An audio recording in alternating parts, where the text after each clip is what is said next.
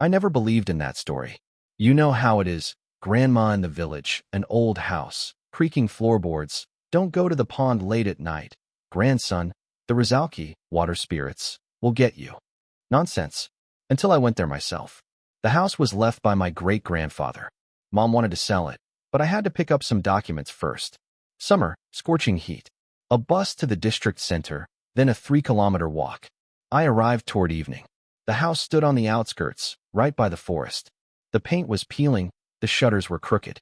Beautiful. Inside, it smelled musty, and there was something else, a sweetish smell. I thought mice had died in the crawl space. I turned on my phone's flashlight.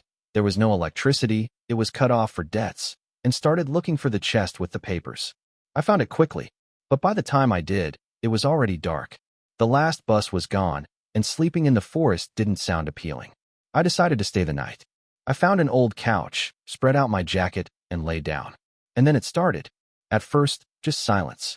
You know that kind of silence that makes your ears ring? No crickets, no wind. Silence like cotton wool. I'm lying there, staring at the ceiling. And then I hear it. SHHHSHHHSHHH. Like someone dragging a finger along the wallpaper. Slow. I thought mice. Or maybe the wind. Shoo SHHHSHHH. The sound came from the corner. The corner where an old, blackened icon stood, darkened by time. I sat up on the couch. Turned on the flashlight. No one there. The wallpaper was fine. I lay back down, pulled the jacket over my head. And then, thump thump thump. Footsteps. On the roof. I froze. Listening. Slow, heavy footsteps. Like someone pacing back and forth right above me. But come on, it's a slate roof. You can't walk on it. You'd fall through. Thump thump. Stop. The footsteps stopped right above my head. And then, knock knock knock. 3 clear knocks on the ceiling. I jumped up and ran outside. Grabbed an axe I found by the porch and shouted into the darkness. Who's there? Come out, you bastard. Silence. The moon was shining. The forest stood black and silent. I walked around the house. No one on the roof. Not even a trace. The slate was intact. Nerves, I thought. I'll spend the night and leave in the morning. I went back inside. Latched the door. Boarded up the window that was missing its glass. Sat on the couch, my back against the wall, so I could see the whole room. Sat there, gripping the axe. I sat for an hour. 2 hours. And then I noticed the icon in the corner. That old, black one. There was a faint image on it. I moved the flashlight closer. It wasn't the Virgin Mary. It was a woman. Thin, with long arms, and her eyes. Her eyes were painted over with black, but white dots showed through the paint. Like she was looking through the paint. I felt uneasy. I moved back to the couch. Sat down.